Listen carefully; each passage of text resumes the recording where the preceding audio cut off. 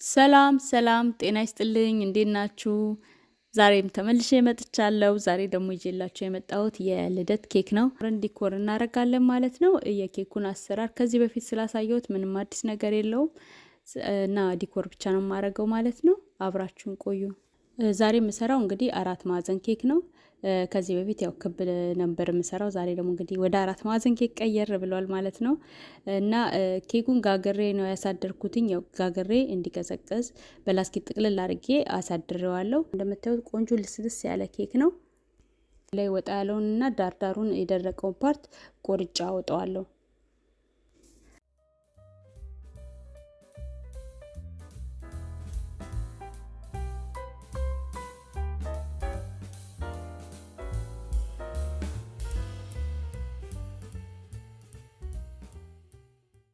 ሁለቱንም ልክ በትክክል ቅርጹን ካስያዝኩኝ በኋላ የምሰራበት ካርቶን አዘጋጅቻለሁ። እሱን አመጣና እላዩ ላይ ትንሽ ክሬም አድርጌ ኬኩን አስቀምጥበታለሁ። ክሬሙን የምናደርገው ኬኩ እንዳይንሸራተት ነው። ካረኩ በኋላ ከላዩ ሲምፕል ሲሪያፕ አረግበታለሁ። ሶፍት እንዲሆን ያደርግልናል። ሲምፕል ሲሪያፕ ማለት ያው ውሃና ስኳር ከቫኒላ ጋር አብሮ ተፈልቶ ነው። ከዚህ በፊት ስላሳየሁት እሱንም ቻናሌ ላይ ማግኘት ትችላላችሁ። አድርጌ ክሬሙ መቀባት ጀምራለሁ ማለት ነው። ከላይ የምፈልገውን ያህል ካለበስኩት በኋላ ሁለተኛውን ኬክ ከደረብና ከዚህ በፊት እንደምናደርገው ማለት ነው። ከዛ የመጀመሪያውን እናደርጋለን ማለት ነው። ክራምኮት ይባላል። ፍርፋሪውን የኬኩን የሚፈረፈረውን እንዳያስቸግረን የመጀመሪያውን በስሱ ነው ክሬሙን የምንቀባው። ምክንያቱም ከዛ በኋላ መፈርፈር ያቆማል ማለት ነው። እሱ ክሬሙን እናደርግበታለን። ክራምኮት ነው የሚባለው። እንደዚህ ካረግን በኋላ በደንብ አስተካክለን ፍሪጅ ውስጥ እናስገባዋለን ለአንድ ለ5 ደቂቃ ማለት ነው።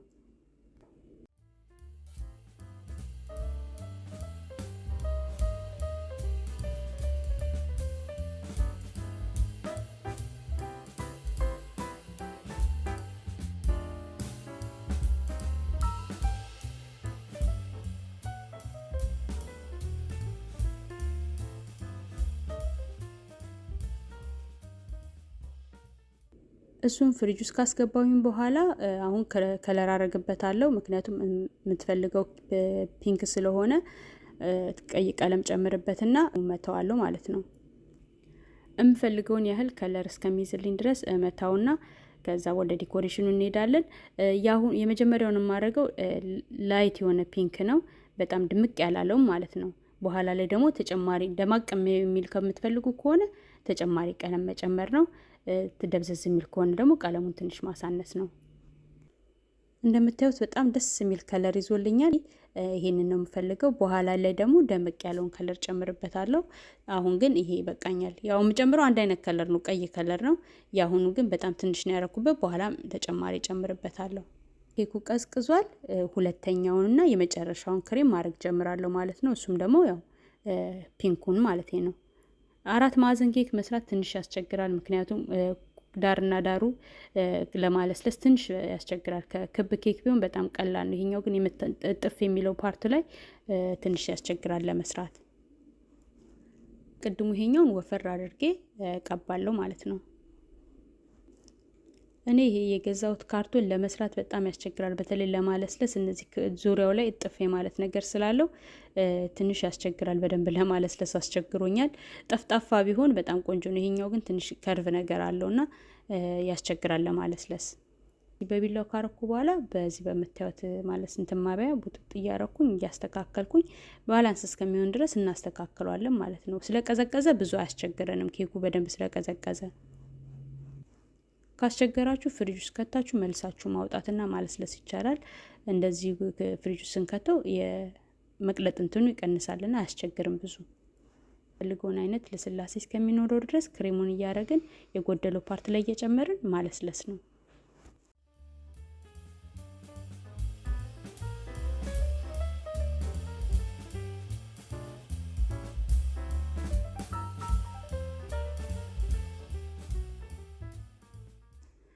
እንደዚህ በምታዩት መልኩ ካለሰለስኩኝና ይበቃዋል ብዬ ባሰብኩት ቦታ ላይ ስደርስ ዙሪያውን ካርቶኑን እጠርጓለሁ ከዲኮሩን ከማድረጌ በፊት። ምክንያቱም ከዛ በኋላ ለመጥረግ ስለማልችል በደንብ አድርጌ ትንሽዬ ውሃ በፔፐር ታወል ላይ ወይም ደግሞ ጨርቅ ላይ አስነክተን ዙሪያውን መጥረግ አለብን በንጹህ ነገር።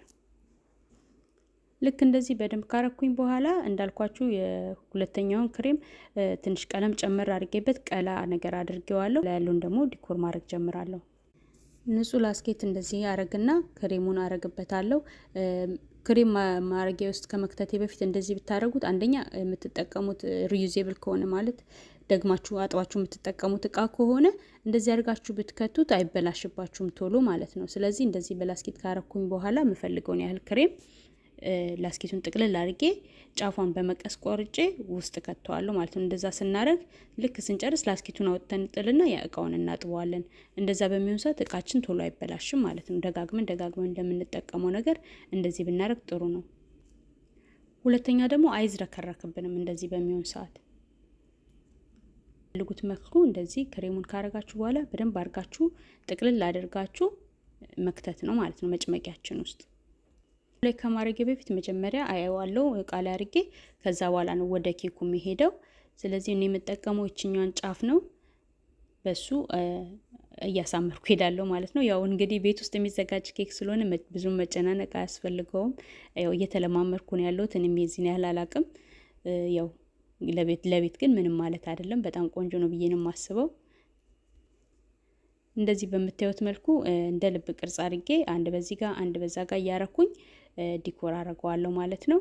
ዙሪያውን እስከምጫፍ ድረስ ከመድረስ ድረስ በግራም በቀኝም እያደረኩኝ ዲኮር አድርጌ ልክ እንደዚህ በዚህ መልኩ አሳምሬዋለሁ። እንደዚህ ካደረኩኝ በኋላ የምታዩትን ይሄንን ከረሜላ አረግበታለሁ። አንደኛ ከእቃው ጋር ማች ያደርጋል። ስለዚህ የምትፈልጉትን ያህል ሌላው ላይ የምትፈልጉትን አይነት ነገር ማድረግ ነው። ያው ዝም ብሎ ፒንክ ሆኖ እንዳይቀር ያሳምረዋል ብዬ በማሰብ እሱን ጨምሬበታለሁ። እንደዚሁም መተው እንችላለን። እኔ ግን ሳየው ከታች ባዶ መስሎ ስለታየኝ ከታች ደግሞ በትንሽዬዋ እንትን አነስ ባለው ቅድም ካረኩበት አሁን አነስ ያለ ነው የተጠቀምኩትኝ። በሱ ክሬም ዙሪያውን አረግበታለሁ።